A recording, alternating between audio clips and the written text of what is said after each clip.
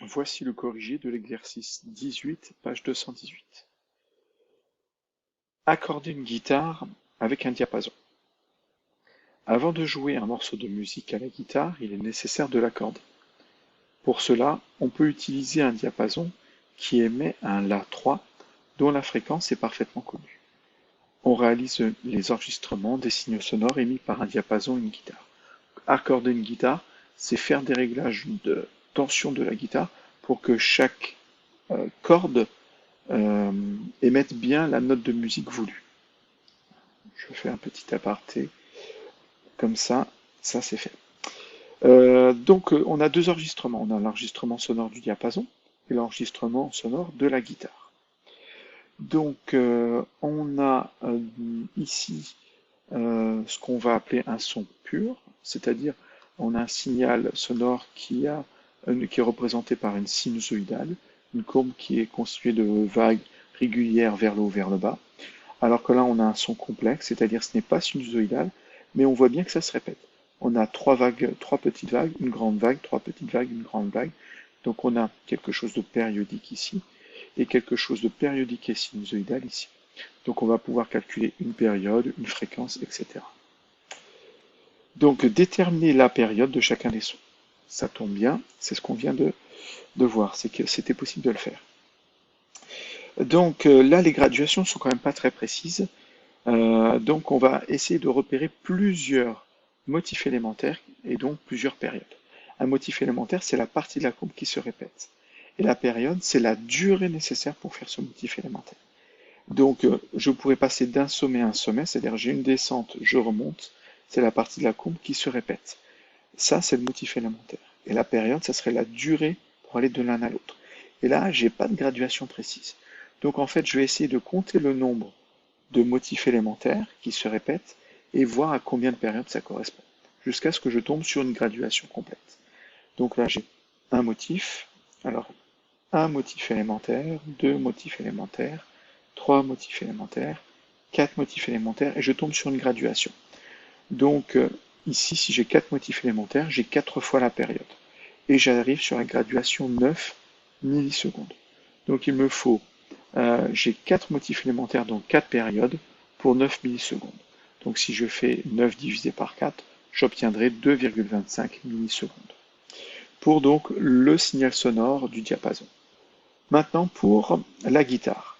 Donc c'est la même chose, le motif élémentaire, donc je suis au maximum, j'ai une grande vague, j'ai trois petites vagues, une grande vague, ça c'est le motif élémentaire. Donc j'arrive pas sur une graduation.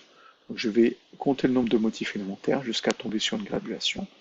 Donc j'ai un motif élémentaire, deux motifs élémentaires, trois motifs élémentaires, je suis presque sur une graduation, quatre motifs élémentaires, ah, j'arrive sur une graduation, ça tombe bien. Donc il me faut quatre motifs élémentaires pour être sur la graduation 9 pour 9 millisecondes. Autrement dit, c'est la même chose, j'ai quatre motifs élémentaires, donc quatre périodes en 9 millisecondes. Donc si je veux une période, je fais 9 millisecondes divisé par 4 et j'obtiens 2,25 millisecondes. Ensuite, question numéro 2, calculer leur fréquence.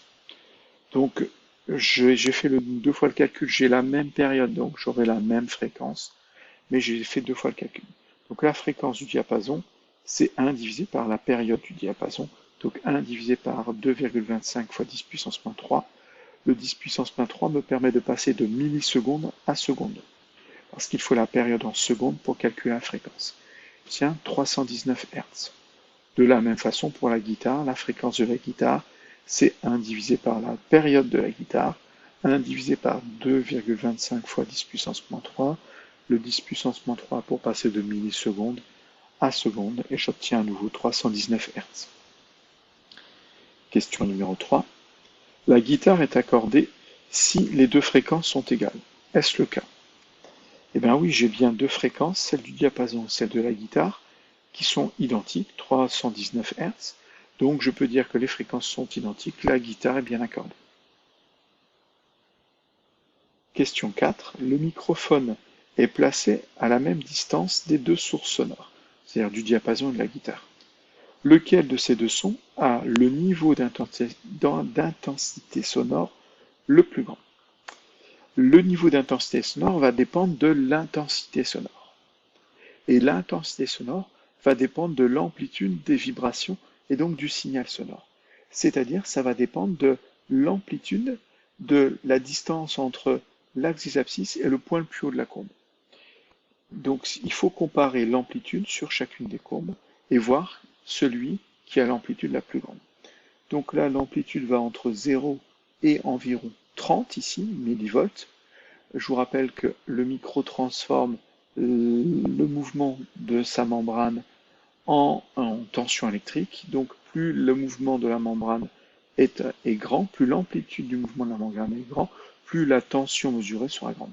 Et donc l'amplitude du son va dépendre de la tension ici.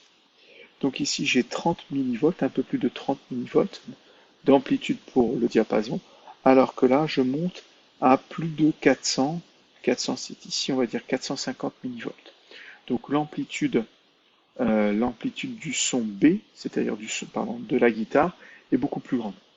Donc le niveau d'intensité sonore dépend de l'intensité sonore, qui dépend elle-même de l'amplitude du signal. L'amplitude du signal de la guitare est supérieure à celle du diapason. On a 400 ici, 450 millivolts, et là on a à peine 30 et quelques millivolts. Le niveau d'intensité sonore de la guitare est donc supérieur à celui du diapason.